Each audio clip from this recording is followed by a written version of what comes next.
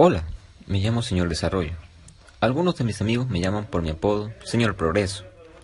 La verdad es que no es por ser arrogante, pero soy alguien muy famoso y soy como ese ídolo o modelo a seguir en el mundo. Primero, déjame explicarte por qué soy tan famoso y anhelado. Para eso te cuento un poco sobre mí. Yo soy ese punto de prosperidad económica y social que los estados anhelan. Sin embargo, esto implica que para conocerme deben antes de modernizar e industrializar sus economías, así como también sus instituciones sociales y económicas, con el fin de poder no solo generar mayores riquezas, sino también una mejor calidad de vida para sus habitantes. He pasado por mucho para llegar a ser quien soy realmente en este momento. Como por ejemplo, algunas personas antes me confundían con mi amigo el señor Crecimiento. De hecho, antes lo consideraban a él más importante que yo, porque creían que así iban a ser ricos y con ello tener una mejor calidad de vida para una nación. Sin embargo, luego se dieron cuenta que no era así, que yo era la base para lograr esa prosperidad. Pero los entiendo, porque en ese momento comenzaba mi fama. Entonces el mundo no me conocía en realidad, porque aún no tenía un nombre como tal. Es entonces cuando gracias a uno de mis amigos, Estados Unidos, por medio del presidente Harry Truman, en 1949, es que el mundo comenzó a interesarse más por mí, cuando él hizo mención del término naciones subdesarrolladas. A lo largo de este video te comentaré brevemente los diferentes enfoques, los cuales han ido cambiando debido al contexto social de la época, como por ejemplo el de la modernización de los años 50, el enfoque de la dependencia de los 60, el de las necesidades básicas versus necesidades humanas básicas de los años 70, y el enfoque ambientalista y economicista dados en los años 80.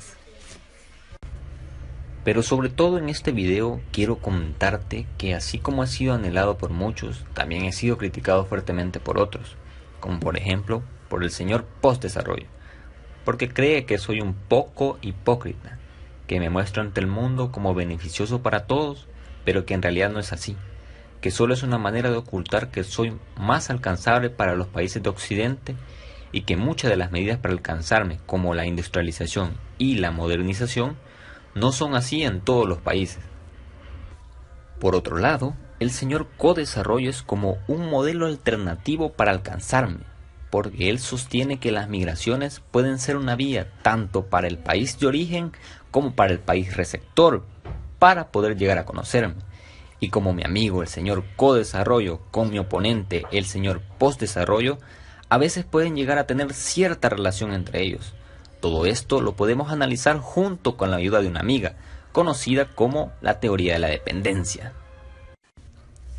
Por otro lado, los enfoques de desarrollo se han centrado en responder a las necesidades de unos pocos, olvidando o pasando por encima de las necesidades de muchos. Estos enfoques poco han respondido a estas realidades, pues sus resultados han mostrado mayor desigualdad de la que había al inicio. Abordando primero el enfoque de la modernización de los años 50, en las mentes de los grandes empresarios y productores aún se mantiene interrelacionada la analogía de la lógica capitalista con la infraestructura, la industrialización y el crecimiento. Es decir, que mientras exista infraestructura industrial, social y económica, existirá desarrollo como tal. El ahorro y la inversión jugarán un papel esencial en esta noción de desarrollo, aunque en este contexto aún no se tomaba en cuenta el carácter cíclico de la economía.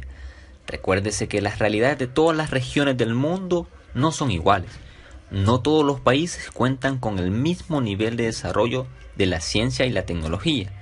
No todos los países cuentan con los mismos recursos naturales y por ende las economías dependen de diferentes productos. Tal es el caso de América Latina, que siempre ha basado su economía en las materias primas. Por lo tanto, iba a ser más difícil este proceso en comparación con países que sí contaban con tal capital necesario, como es el caso de los Estados Unidos. Este enfoque responde a la realidad de la migración. ¿Por qué? porque se optimiza el uso de la tecnología para propiciar el desarrollo de la industrialización y muchas veces este sustituye la mano de obra, provocando el desempleo y generando como consecuencia que las personas se vean en la obligación de emigrar a la ciudad o a otros países para de esta forma poder subsistir económicamente. Con respecto a la década de los 60, tenemos al enfoque o la teoría de la dependencia, en donde se habla sobre centro-periferia. Este enfoque comprende una realidad muy cercana, ya que siempre los países en vías de desarrollo están vinculados con un centro económico, político y o social. En el caso de América Latina, como se sabe, es la periferia de Estados Unidos, o como Trump lo dijo en sus discursos, su patio trasero. Y tal como la tesis de Prebisch indicaba, el aumento de los ingresos del norte no significa aumento de exportaciones del sur. Estos siempre buscarán limitar el desarrollo de sus periferias, con el objetivo, por supuesto, de seguir manteniendo su posición de centro. Ejemplo de ello fue el Plan Cóndor implementado por los Estados Unidos en Latinoamérica y de cómo este fue un medio para poder obtener más control e influencia en la región.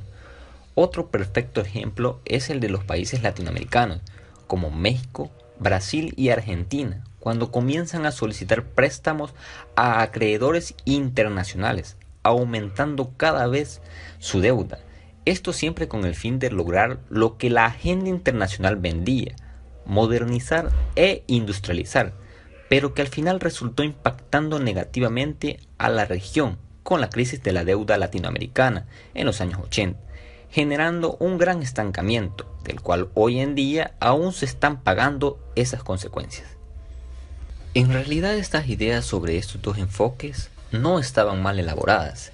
El problema fue por quienes era impulsado y la manera en la que estos se implementaron, ya que tendría que haber sido un proceso sistemático, gradual y sobre todo tomando en cuenta las realidades de los países, porque como se dice, no todo remedio será de igual tratamiento, tomando en cuenta la opinión de personas que vivían o hayan vivido esas realidades, porque no es lo mismo plantear algo de manera externa que es ajeno a uno, a plantearlo de manera interna, ya conociendo a fondo la realidad. Si estos enfoques hubieran sido más sinceros, habrían obtenido mejores resultados, pero tristemente esto no fue así. Los países subdesarrollados en realidad lo que necesitaban eran más políticas proteccionistas para proteger la economía interna y siempre de la mano con la ayuda que los países desarrollados brindaban a través de la inversión, lográndose una cadena en la cual, dado que eran países dedicados a la agricultura, debían seguir cosechando y exportando, pero con ayuda del gobierno para proteger el mercado interno, y así poco a poco ir adquiriendo mejoras tecnológicas y por ende su industria para luego poder manufacturar los productos dentro del mismo país, obteniendo mejores ganancias. Pero claro, esto es solo una utopía, porque los centros jamás permitirían esto. Llegando al meollo del asunto, el sistema no acepta este tipo de avances, porque esto es en esencia el sistema económico actual, y así es como funciona, un sistema donde unos siempre serán más poderosos que otros, y donde estas desigualdades, mientras más grandes sean, más fuerzas les dan a ellos, y si esto se cumple, entonces la economía está funcionando bien. Esto lleva a tocar el siguiente enfoque de los años 70, donde las necesidades básicas se cree que son desiguales dependiendo de la edad, sexo, país y situación económica, versus las necesidades humanas básicas, las cuales consideran que el bienestar humano es visto en la satisfacción y autorrealización. En la coyuntura actual, el problema no es de escasez absoluta de recursos, sino más bien una mala distribución de estos, lo que lleva siempre a una mala distribución económica y por ende social. Posteriormente, en el enfoque ambientalista de la década de los 80, se comienza a ver un interés por la protección del medio ambiente y de cómo su destrucción puede afectar a todo el mundo. Ejemplo de ello es el cambio climático, por lo cual surge la idea de implementar un desarrollo sostenible, donde además de lograr una economía eficaz, este también sea equitativo y que logre ser sostenible a lo largo del tiempo. De la mano de estos tres pilares se logrará la calidad de vida no solo de las generaciones presentes, sino también de las futuras.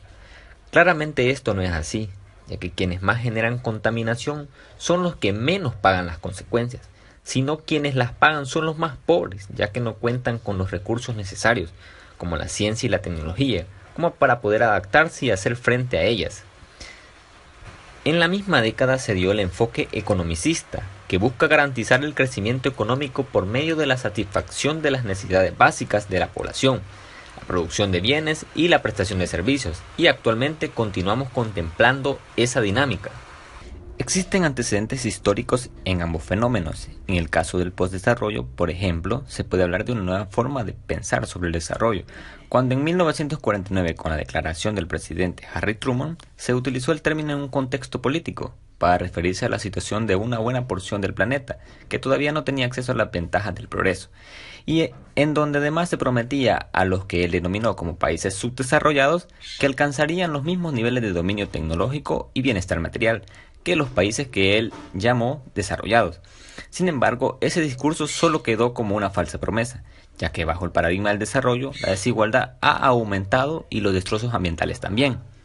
El postdesarrollo surge de un grupo de autores diversos, que aunque con matices distintos, comparten el rechazo de la modernización y la existencia de valores universales, y a la vez que defienden la necesidad de un análisis postdesarrollista, que tanto el norte como en el sur se empieza a cuestionar el concepto mismo de desarrollo, ya que ni la teoría de la modernización ni la teoría de la dependencia cuestionaron el concepto de desarrollo.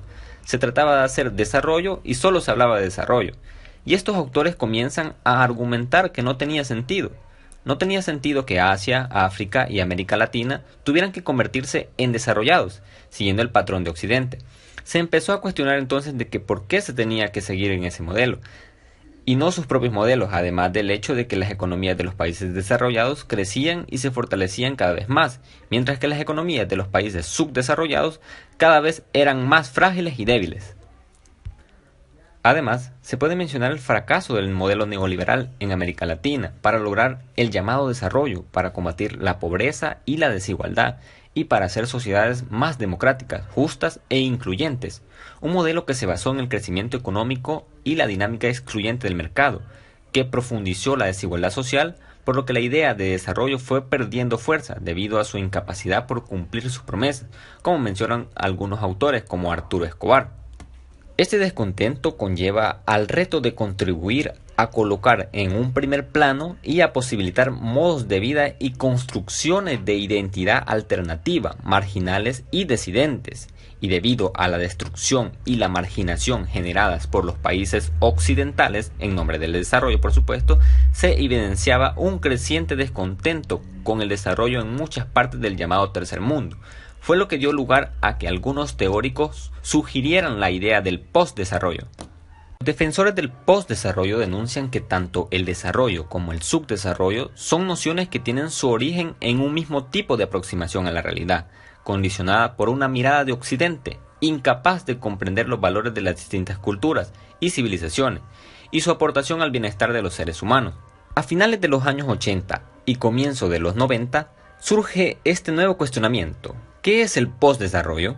La desconstrucción del desarrollo, en otras palabras, llevó a los postestructuralistas a plantear la posibilidad de una era del postdesarrollo. Los principales miembros de la escuela del postdesarrollo argumentaron que el desarrollo siempre fue injusto, nunca funcionó y estaba claro que había fallado. Según Wolfgang Sachs, un miembro destacado de la escuela del postdesarrollo, la idea del desarrollo era una ruina en el paisaje intelectual y era hora de desmantelar esa estructura mental. El postdesarrollo estaba destinado a designar por lo menos tres cosas interrelacionadas. Primero, la necesidad de descentralizar el desarrollo, es decir, de desplazar de su posición central en las representaciones y discusiones sobre las condiciones en Asia, África y América Latina. Un corolario de esta primera meta era abrir el espacio discursivo a otras formas de describir esas condiciones, menos mediada por las premisas y las experiencias del desarrollo. Segundo, en el desplazamiento de la centralidad del desarrollo en el imaginario discursivo, el postdesarrollo sugería que efectivamente era posible pensar en el fin del desarrollo. En otras palabras, identificaba alternativas al desarrollo en lugar de alternativas de desarrollo, como una posibilidad concreta, Tercero, el postdesarrollo enfatizó la importancia de la transformación de la economía política de la verdad, es decir, del orden del conocimiento y poder experto del desarrollo. Con este fin propone que las ideas más útiles acerca de las alternativas podrían ser obtenidas de los conocimientos y práctica de los movimientos sociales. Por otro lado, el codesarrollo surge en un contexto diferente al del postdesarrollo, ya que no es una construcción intelectual occidental. Sin embargo, ambos parten de las necesidades generadas a raíz de la búsqueda del desarrollo. El codesarrollo, por su parte, designaba un tipo de cooperación al desarrollo, que destacaba las alianzas entre sociedades civiles de países del norte y del sur, con el objetivo de hacer frente a las consecuencias negativas del liberalismo económico. Es decir, en un principio el codesarrollo no estaba ligado a las migraciones internacionales. El codesarrollo entonces surge después como respuesta para controlar los flujos migratorios que recibían los países desarrollados, reduciendo la emigración en origen y promoviendo el retorno de inmigrantes hacia sus países. En 1987, la Organización para la Cooperación y el Desarrollo Económicos, OCDE, identificó una necesidad para cooperar, debido a las presiones que las migraciones desordenadas ejercían sobre los países en desarrollo, y fue con el informe de balance y orientación de la política de codesarrollo en relación con los flujos migratorios, elaborada por Samir Nair en 1997, que se difundió el término de codesarrollo. En este informe, Francia buscaba mitigar la inmigración, solucionar la deficiente integración de las personas inmigrantes y propiciar el retorno de los inmigrantes a su país de origen. Argumentaba que la reducción de la pobreza en los países en desarrollo resultaría en una disminución de la emigración. Se trataba de una propuesta para integrar la inmigración y desarrollo de forma que ambos países, el de envío y el de acogida, pudieran beneficiarse de los flujos migratorios. Es decir, era una forma de relación consensuada entre dos países, de forma que el aporte de los inmigrantes al país de acogida no se tradujera en una pérdida para el país de envío. Por tanto, consistía en situar a los inmigrantes en el centro de la política de cooperación al desarrollo. El informe constituye el principal antecedente y el origen del concepto tal y como se discute actualmente. Nair ha tenido una amplia influencia en un gran número de países. Fue hasta la cumbre de Tampere en octubre de 1999 que comienza un interés por vincular las dinámicas migratorias con el desarrollo, tanto del territorio que recibe como el que envíe, con el uso oficial del término codesarrollo. Así surge un compromiso y responsabilidad de integración entre territorios, para que ambos se beneficien del fenómeno de las migraciones. El enfoque principal busca una reestructuración del concepto de desarrollo, es decir, limitar la noción de desarrollo meramente a un crecimiento económico, romper con la dicotomía del desarrollo y países subdesarrollados, ya que ambos son nociones que tienen su origen en un mismo tipo de aproximación a la realidad. El término países subdesarrollados ha sido establecido por los mismos países desarrollados. Surgen en respuesta de caracterizar un amplio abanico de necesidades en distintas sociedades, por lo que un mismo mecanismo no brinda los mismos resultados positivos en las estadísticas de los índices de desarrollo humano. El postdesarrollo surge del cuestionamiento si regiones como Asia, África y Latinoamérica necesitan el desarrollo.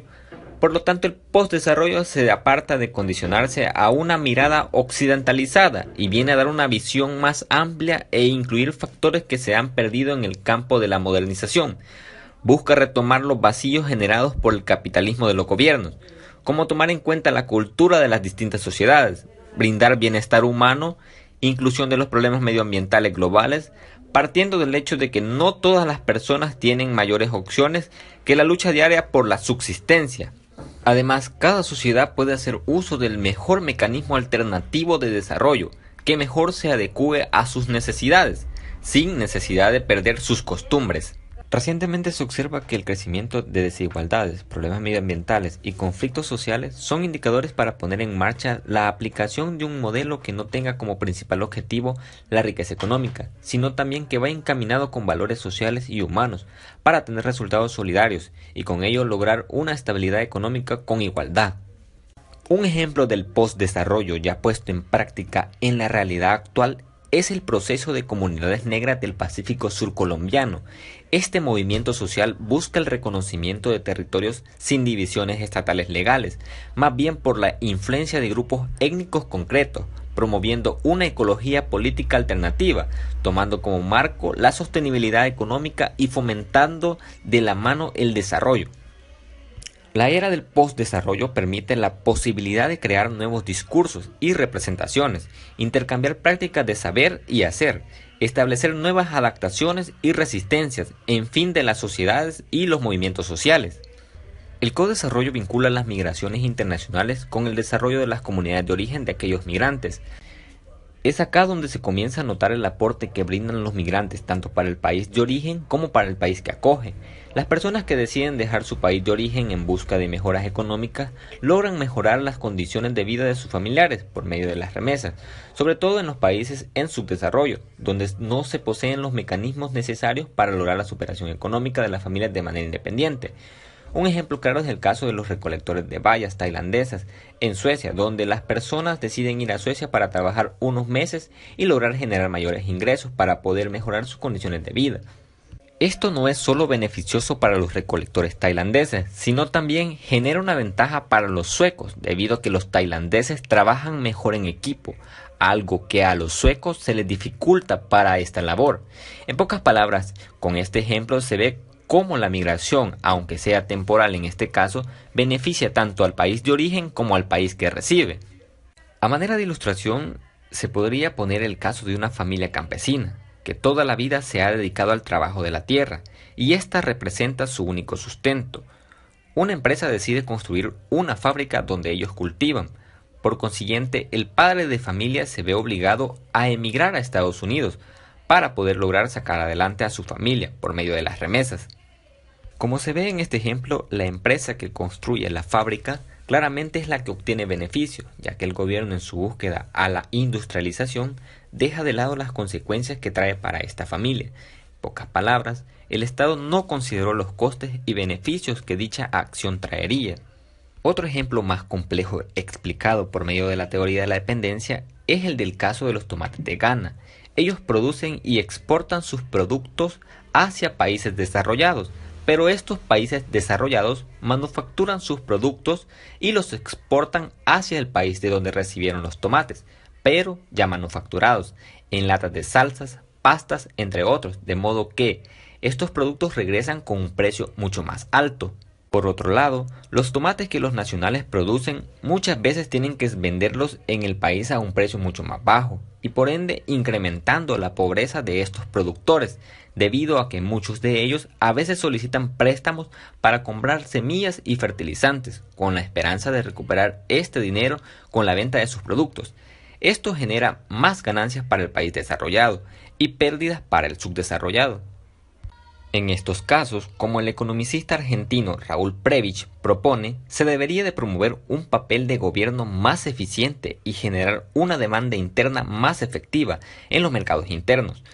Pero ¿por qué los estados de estos países subdesarrollados no actúan poniendo medidas que en realidad beneficien a sus nacionales? La respuesta es sencilla, precisamente por esta relación de dependencia, por esta misma subordinación. Si estos países van en contra de los intereses del centro, entonces se les aplica la democracia. Ejemplo de ello es Ruanda, como lo menciona el economicista ganés Guavena Otto, cuando prohibió la importación de ropa de segunda mano proveniente de Estados Unidos. Como respuesta, Estados Unidos expulsó a Ruanda del acuerdo comercial y de crecimiento con África. Entender el sistema internacional es algo bastante complejo, donde la política va de la mano con los intereses económicos.